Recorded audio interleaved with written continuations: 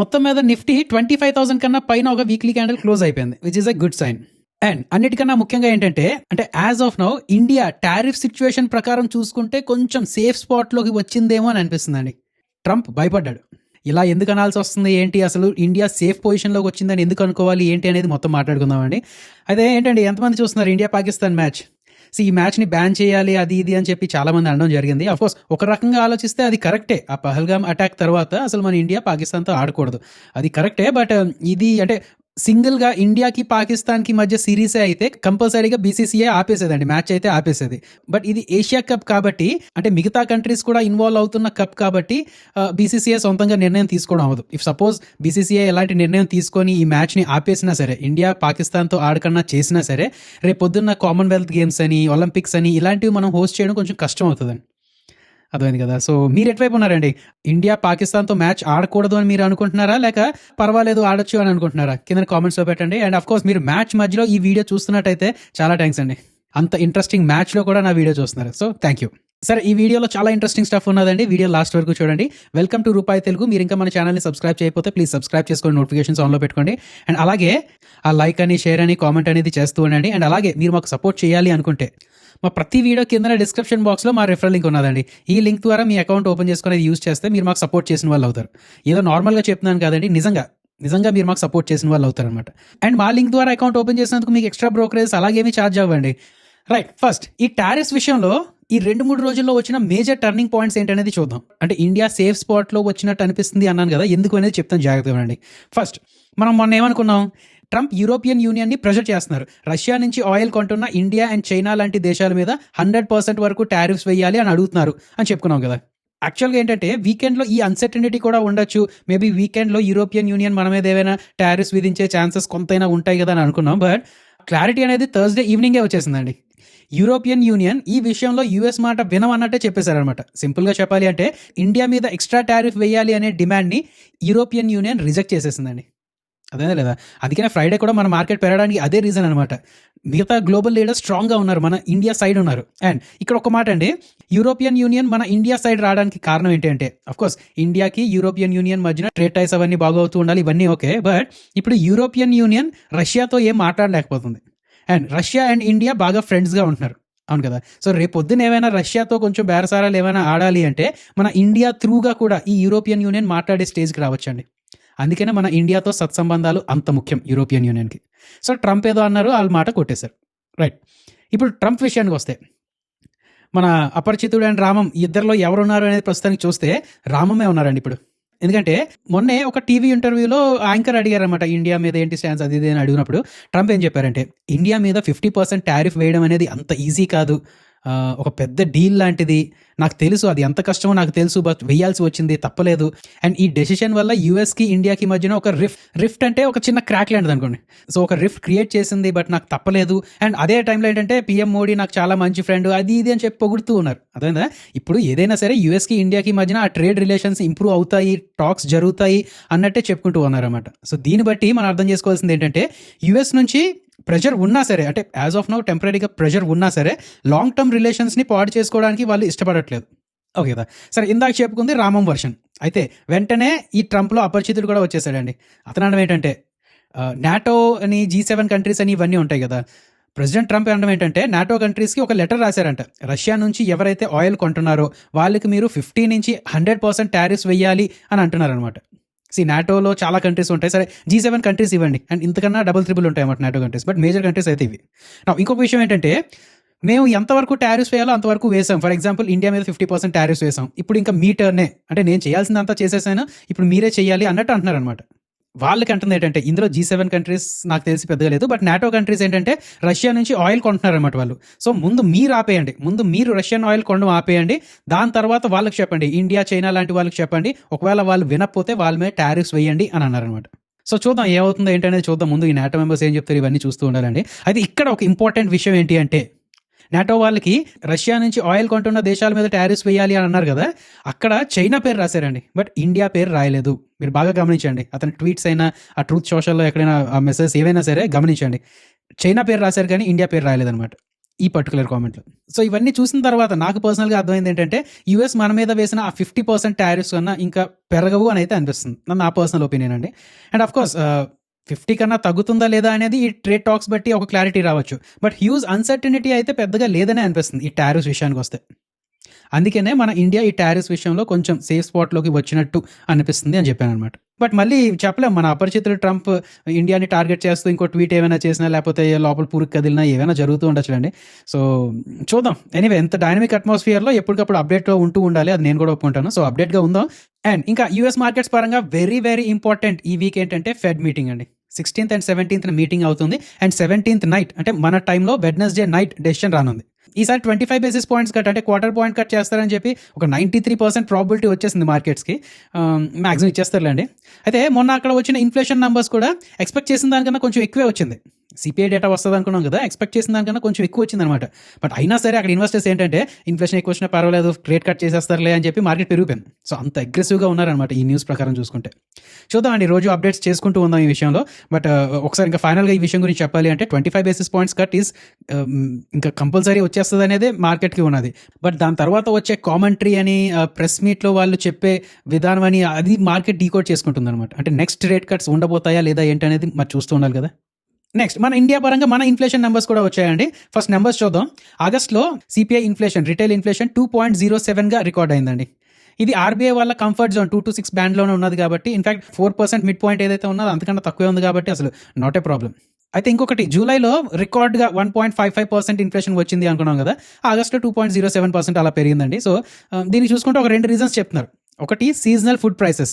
Monsoon టైంలో vegetables అని fruits అని కొంచెం వాల్టైల్గా తిరుగుతూ ఉంటుంటాయి అంటున్నారు. అండ్ బేస్ ఎఫెక్ట్ కూడా. లాస్ట్ ఇయర్ ఆగస్ట్లో ఇన్ఫ్లేషన్ చాలా తక్కువ అనమాట. So year on year comparison చూస్తే ఇది కొంచెం పెరిగినట్టు కనిపిస్తుంది. అండ్ ఇంకొకటి, కోర్ ఇన్ఫ్లేషన్ ఏదైతే ఉన్నదో ఇది 3.9% నుంచి 4.2% పెరిగిందండి. దీనికి జ్యువెలరీ అని, లగ్జరీ ఐటమ్స్ అని, గోల్డ్ అని ఇలాంటివి పెరగడం వల్ల కోర్ ఇన్ఫ్లేషన్ కొంచెం ఎక్కువ కనిపించింది. సరే, ఇప్పుడు బోఫా తాలూకా వ్యూ ఏంటి అంటే, వాళ్ళ అండం ఏంటంటే ఈ ఇయర్ మొత్తం ఇన్ఫ్లేషన్ అవుట్లుక్ అనేది 4% కన్నా తక్కువే ఉంటుంది అని అంటున్నారు. ఎందుకంటే September 22 నుంచి GST 2.0 రేట్ కట్స్ అవి అవుతాయి, ఇంప్లిమెంట్ అవుతాయి కదా. సో దీనివల్ల ఇన్సూరెన్స్ అని, ఆటోస్ అని, రిటైల్ ఐటమ్ ప్రైసెస్ ఇవన్నీ తగ్గుతూ ఉంటాయి కదా. సో ఆబ్వియస్లీ ఇన్ఫ్లేషన్ తగ్గుతుంది. ఇన్ఫ్లేషన్ అంటే ఏంటి? వస్తువుల తాలూకా ధరలు ఎలా పెరుగుతున్నాయి అనేది. సో ఈ GST కట్ వల్ల వస్తువుల తాలూకా ధరలు ఎలా తగ్గుతూ ఉండడం వల్ల ఇన్ఫ్లేషన్ తగ్గుతుంది. అండ్ ఇంకొకటి, ఆర్బీఐ తాలూకా పాలసీ ఇంపాక్ట్ గురించి మాట్లాడితే, ఇంత తక్కువ ఇన్ఫ్లేషన్ ఉన్నా సరే ఆర్బీఐ వెంటనే రెపో రేట్ని కట్ చేయదు అని బోఫా అంటుంది. అంటే ఎకానమీకి సపోర్టివ్గా ఈ క్రెడిట్ అని, లిక్విడిటీ అని ఇవన్నీ ఈజీ చేస్తూ ఉంటారు. బట్ వెంటనే రెపో రేట్ కట్ చేస్తారా లేదా అనేది మాకు కొంచెం డౌట్గా ఉన్నది అని అంటున్నారండి. బట్ చూద్దాం ఏం జరుగుతుంది ఏంటనేది చూద్దాం. రైట్ ఫ్రెండ్స్, ఈ సెబీ తాలూకా మీటింగ్స్ ఇవన్నీ అవుతూ ఉన్నాయండి. అందులో ఒకటి ఏంటంటే మినిమం పబ్లిక్ షేర్ హోల్డింగ్ అనే రూల్ ఏదైతే ఉన్నదో అందులో చిన్న రూల్స్ రెగ్యులేషన్స్ అవన్నీ మార్చడం జరిగింది. సో దానివల్ల కొన్ని స్టాక్స్ ఇంపాక్ట్ అవబోతున్నాయి అనమాట. అందులో ఒకట్లా చెప్పాలి అంటే ఎన్లిస్ట్లు అయినా లేదంటే ఈ న్యూస్ వెబ్సైట్స్ ఎక్కడ చూసినా బజాజ్ హౌసింగ్ ఫైనాన్స్ గురించి మాట్లాడుకుంటున్నారండి. సరే చూద్దామండి డీటెయిల్స్లోకి వెళ్తే. సెబీ ఏంటంటే పెద్ద కంపెనీస్, ముఖ్యంగా హై మార్కెట్ క్యాప్ ఉన్న కంపెనీస్కి ఐపీఓ టైంలో ఎంత వాటా పబ్లిక్కి ఇవ్వాలి అండ్ లిస్ట్ అయ్యాక ఎంత public share holding pattern maintain చేయాలి అనే రూల్స్ కొంచెం రిలాక్స్ చేసింది. సింపుల్గా చెప్పాలంటే ఇప్పుడున్న రూల్స్ ప్రకారం కొన్ని కంపెనీస్ పబ్లిక్ షేర్ హోల్డింగ్ని పెంచడానికి వాళ్ళ ప్రమోటర్ స్టేక్ని త్వరగా అమ్ముకోవాలన్నమాట. అంటే ఇప్పుడు యాజ్ ఆఫ్ నౌ చూసుకుంటే 3 years లోపలే పబ్లిక్కి 25% షేర్ హోల్డింగ్ ఇచ్చేయాలి అని చెప్పింది అనమాట. సో ఆ 3 years లోపల ఏంటంటే వీళ్ళకి అప్పుడు ఇష్టం ఉన్నా లేకపోయినా, ఆ ప్రైస్ కరెక్ట్గా వస్తుంది అనిపించినా లేదనిపించినా సరే ప్రమోటర్స్ వాళ్ళ స్టేక్ని అమ్ముకోవాల్సి వస్తుంది కదా. స్టేక్ని అమ్ముకొని పబ్లిక్కి 25% షేర్ హోల్డింగ్ ఇచ్చేస్తూ ఉన్నారు. అవును కదా. బట్ ఇప్పుడు సెబీ ఏం చెప్తుందంటే 50,000 crore నుంచి 1 lakh crore మార్కెట్ క్యాప్ ఉన్న కంపెనీస్ ఇప్పుడు ఆ 25% పబ్లిక్ షేర్ హోల్డింగ్ని రీచ్ అవ్వడానికి 3 years బదులు 5 years టైం తీసుకోవచ్చు అని అంటున్నారు. ఇంకా పెద్ద కంపెనీస్ ఏవైతే ఉన్నాయో వాటికి 10 years టైం కూడా ఇచ్చారండి. సో ఈ డెసిషన్ వల్ల చాలా స్టాక్స్ బెనిఫిట్ అవుతూ ఉంటాయి. ఎందుకు? ప్రమోటర్స్ తన స్టేక్ ఎక్కువ పెట్టుకోవచ్చు, పబ్లిక్ ఫ్లోట్ అనేది తక్కువ ఉంచుకోవచ్చు, అంటే టైం ఎక్కువ ఇచ్చారు కదా. సో ఇది వాళ్ళకి రిలీఫే.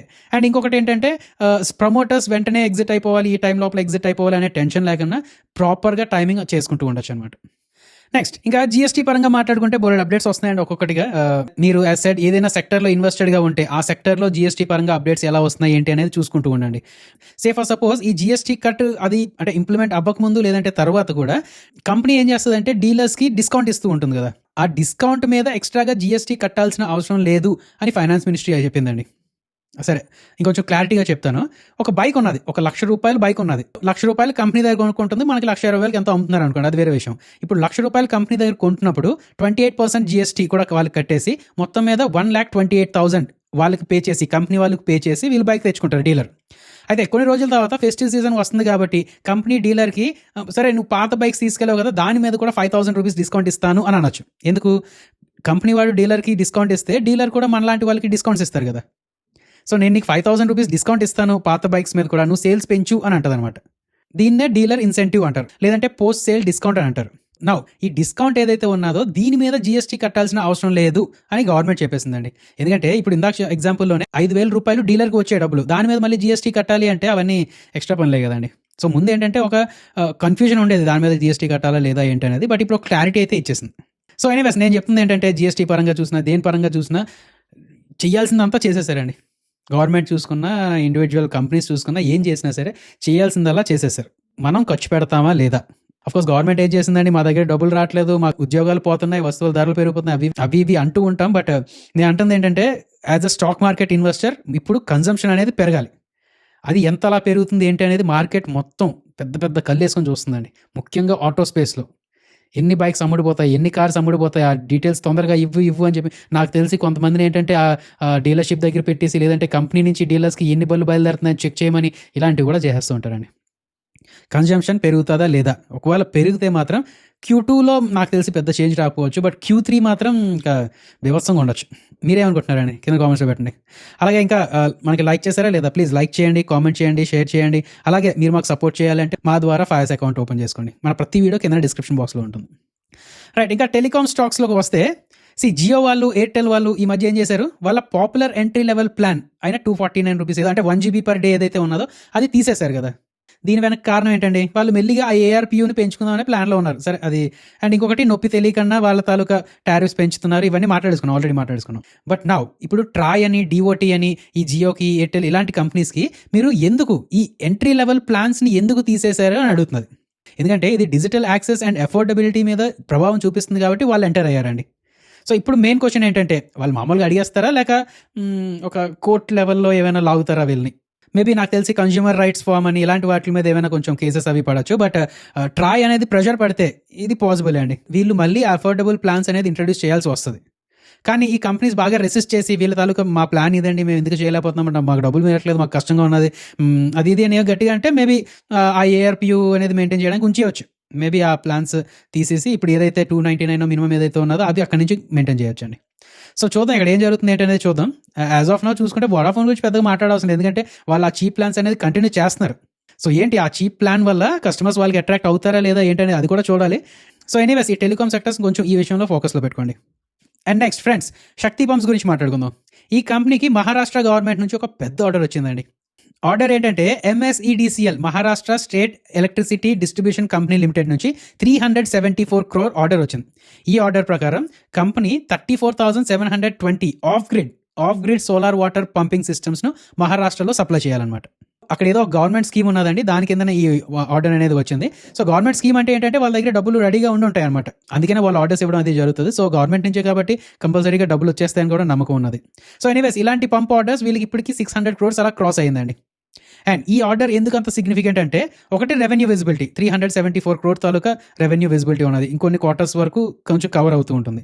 అండ్ ఇంకొకటి గవర్నమెంట్ స్కీమ్ సపోర్ట్ కాబట్టి డబ్బులు వచ్చేస్తాయి, అండ్ అలాగే మార్జిన్స్ కూడా బెటర్గానే ఉంటాయి అని అనుకోవచ్చు. అండ్ ఇంకొకటి మార్కెట్ లీడర్షిప్, ఇలాంటి పెద్ద ఆర్డర్స్ని హ్యాండిల్ చేయగలుగుతుంది అంటే శక్తి పంప్స్ ఈ సోలార్ పంప్ సెగ్మెంట్లో తన లీడర్షిప్ పొజిషన్ని ఇంకా స్ట్రాంగ్ చేసుకుంది అనే ఒక స్టేట్మెంట్ వచ్చినట్టు.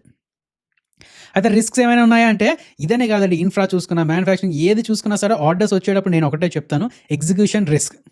అన్ని పంప్స్ని టైంకి ఇది డెలివర్ చేయగలదా లేదా, ఇన్స్టాల్ చేయగలదా లేదా, సర్వీస్ చేయగలదా లేదా అనేది పెద్ద ఛాలెంజ్ అనమాట. ఒకవేళ డిలేస్ అయితే ఒకటి, ఇప్పుడు గవర్నమెంట్ వీళ్ళకి ఆర్డర్ ఇచ్చింది కదా, రేపొద్దున కొత్త ఆర్డర్స్ రాకపోవచ్చు, లేదంటే ఉన్న ఆర్డర్ని క్యాన్సిల్ చేయొచ్చు. అండ్ రెండు, డిలే అవుతున్న కొద్దీ కాస్ట్స్ కూడా పెరుగుతూ ఉంటాయండి. సో దానివల్ల మార్జిన్స్ మీద కూడా ప్రెషర్ రావచ్చు అనమాట. నెక్స్ట్ ఫ్రెండ్స్, టాటా టెక్నాలజీస్ గురించి మాట్లాడుకోవాలి. ఈ టాటా గ్రూప్ వాళ్ళు అంటే ఇంజనీరింగ్ అని R&D కంపెనీ కదా వీళ్ళు, యూరోప్లో ఒక పెద్ద స్ట్రాటజిక్ అక్విజిషన్ ప్లాన్ చేస్తుంది. ఆ డీల్ ఏంటంటే అక్కడ ES Tech గ్రూప్ అని ఆ కంపెనీని 100% ఎక్వైర్ చేసుకునే ప్లాన్లో ఉన్నదనమాట.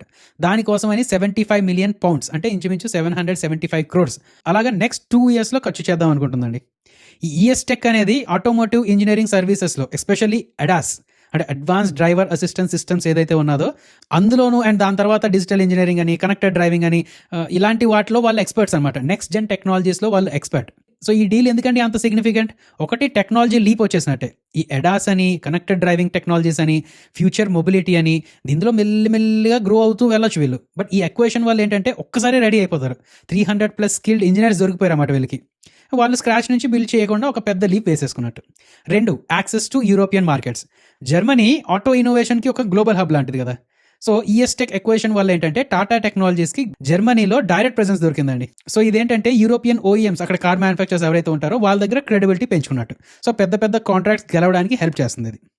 And 3, financial benefit. ఈ డీల్ వల్ల ఈపీఎస్ అనేది పెరుగుతుంది అంటున్నారు. ఈపీఎస్ ఎక్రిటివ్ అంటారు అనమాట. అంటే దాని అర్థం ఏంటి?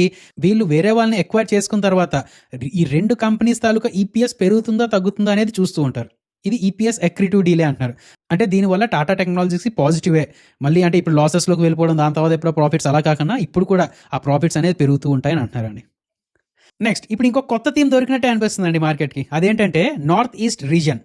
రీసెంట్గా నరేంద్ర మోడీ గారు అటువైపు వెళ్ళి రావడం జరిగింది కదండి, నార్త్ ఈస్ట్ రీజన్ వెళ్ళి రావడం జరిగింది కదా. ఇంకొకటి ఏంటంటే మన బోర్డర్స్ డిస్ప్యూట్స్ అని ఇలాంటివి పెరగకుండా ఉండడానికి అటువైపు కొంచెం ఎక్కువ డెవలప్మెంట్ చేయాల్సిన అవసరం కూడా ఉన్నది మనకి. ఆ నార్త్ ఈస్ట్ రీజన్ అనేది వదిలేకన్నా డెవలప్ చేయాల్సి వస్తుందండి. సరే ఇప్పుడు ఈ నార్త్ ఈస్ట్ రీజన్లో జరుగుతున్న మ్యాసివ్ ఇన్ఫ్రాస్ట్రక్చర్ డెవలప్మెంట్ అని అండ్ రీసెంట్గా నరేంద్ర మోడీ గారు కూడా అదే అన్నారు కదా అక్కడికి వెళ్ళిన తర్వాత the time for north east has arrived అని చెప్పారు. అంటే నార్త్ ఈస్ట్ డెవలప్మెంట్కి ఇప్పుడు కరెక్ట్ టైం వచ్చింది అని అర్థం అనమాట. సో ఇక్కడ నుంచి నార్త్ ఈస్ట్ సైడ్ అనేది డెవలప్మెంట్ పెరగబోతుంది అనేది మనకు కొంచెం అర్థం చేసుకోవచ్చు. సో అక్కడ ఏ సెక్టర్స్ మీద ఫోకస్ పెట్టాలి అంటే, ఒకటి సిమెంట్ అండ్ కన్స్ట్రక్షన్. అక్కడ పెద్ద పెద్ద రైల్ ప్రాజెక్ట్స్ అని రోడ్ ప్రాజెక్ట్స్ అని స్టార్ట్ అయ్యే ఛాన్సెస్ ఉంటాయి. అండ్ ఇప్పటికి స్టార్ట్ అయ్యే ఇంకా ఎక్కువ అయ్యే ఛాన్సెస్ ఉంటాయి. సో దానివల్ల సిమెంట్కి డిమాండ్ పీక్స్లో ఉంటుందన్నమాట. అక్కడ లోకల్ కంపెనీస్ అయినా స్టార్ సిమెంట్ అని బ్యారక్ వ్యాలీ సిమెంట్ అని ఇలాంటి వాటికి డైరెక్ట్ బెనిఫిట్ ఉండే ఛాన్సెస్ ఉంటాయి. ఇదేమి డైరెక్ట్ ఫైనాన్షియల్ అడ్వైస్ కాదండి, జస్ట్ చెప్తున్నాను అంతే. అండ్ అలాగే పెద్ద పెద్ద ప్లేయర్స్ అయినా దాల్మియా భారత్ అని అల్ట్రాటెక్ సిమెంట్ అని ఇలాంటి వాళ్ళు కూడా సప్లై చేయొచ్చు అటువైపు. And logistics and infrastructures. New rail lines అని ఇలాంటివన్నీ వస్తుంటే, వ్యాగన్స్ అని సిస్టమ్ సిగ్నలింగ్ అని ఇలాంటి కాంట్రాక్ట్స్ వస్తూ ఉంటాయి కదా. So Ircon, RVNL, RITES, Titagarh rail, Texmaco, Jupiter wagons ఇలాంటివన్నీ వాచ్ లిస్ట్లో పెట్టుకోవచ్చు. Next tourism and hospitality. ఏంటంటే ఆ కనెక్టివిటీ ప్రాబ్లం అని అక్కడ కొంచెం అంటే మనం అంత ఈజీగా ఉంటాం. సో అలాంటి ప్రాబ్లమ్స్ వల్ల టూరిజం డెవలప్ అవ్వలేకపోతుంది. బట్ ఇప్పుడు ఈ కనెక్టివిటీ పెరిగి టూరిజం ఆటోమేటిక్గా అట్రాక్ట్ చేసే విధంగా అక్కడ ఏమైనా పాలసీస్ అవన్నీ దింపితే దానివల్ల ఇండియన్ హోటల్స్ అని ఈఐహెచ్ అని ఇలాంటి హాస్పిటాలిటీ చైన్స్కి, ట్రావెల్ కంపెనీస్కి కొంచెం మంచి అవకాశం వచ్చే ఛాన్స్ ఉంది. Next digital and telecom. Physical కనెక్టివిటీతో పాటు ఈ 5G అని బ్రాడ్బ్యాండ్ అని ఇవి కూడా ఫోకస్ చేస్తూ ఉంటారు కదా. అక్కడ రీజనల్ కన్జంప్షన్. ఇప్పుడు ఇక్కడ నుంచి జనాలు అక్కడికి వెళ్తూ ఉంటే అక్కడ కొంచెం ఎక్కువ తింటూ ఉంటారు. సో అండ్ అలాగే అక్కడ జనాలకు కూడా కొంచెం ఇన్కమ్ పెరిగితే, అక్కడ కనెక్టివిటీ అని ఇన్కమ్ పెరిగితే ఆ రీజియన్లో ఎఫ్ఎంసీజీ తాలూకా ప్రొడక్ట్స్ కూడా కొంచెం ఎక్కువ డిమాండ్ వచ్చే ఛాన్సెస్ ఉంటాయి. Next banking and financial services. ఇవన్నీ అవుతూ ఉంటాయి, ఇప్పటివరకు చెప్పుకున్నవన్నీ అవుతుంటే బ్యాంకింగ్ అండ్ ఫైనాన్షియల్ సర్వీసెస్ కూడా కొంచెం గ్రో అయ్యే ఛాన్సెస్ ఉంటాయి. సో ఇంకొకటి ఏంటంటే నార్త్ ఈస్ట్ పరంగా చెప్పాలి అంటే మేఘాలయ అండి, అరుణాచల్ ప్రదేశ్, అస్సాం ఇలాంటి వాటిలో ఇప్పటికే మైల్ స్టోన్స్ చాలా వరకు అచీవ్ చేసేసారు. అయితే ఇప్పుడు నరేంద్ర మోడీ గారు అక్కడికి వెళ్ళి ద టైమ్ హ్యాస్ అరైవ్డ్ అది ఇది అన్నారు కాబట్టి కొంచెం నేను అంటుంది ఏంటంటే కొంచెం సెంటిమెంట్స్ యాడ్ అయ్యే ఛాన్సెస్ ఉంటాయి అనమాట. సో ఇది కూడా మీ మైండ్లో పెట్టుకోండి, ఇది ఒక థీమ్లా మీ మైండ్లో పెట్టుకోండి. సో ఇదండి ఈ వీడియో. అండ్ అలాగే వచ్చే వారం హీరో ప్రతీక్ సేల్స్ అని అండ్ ఇంకొక ఐపీఓ కూడా ఉన్నది. హీరో ప్రతీక్ సేల్స్ మీద ఆల్రెడీ మనం వీడియో చేయడం జరిగింది వాళ్ళ, మీ వీలు ఉన్న టైంలో మీరు చూస్తూ ఉండండి. అండ్ ఇంకొక దాని మీద మోస్ట్ ప్రాబ్లీ ట్యూస్డే మార్నింగ్ ఒక వీడియో పెట్టుకుందాం. ఓకే కదా. జై హింద్.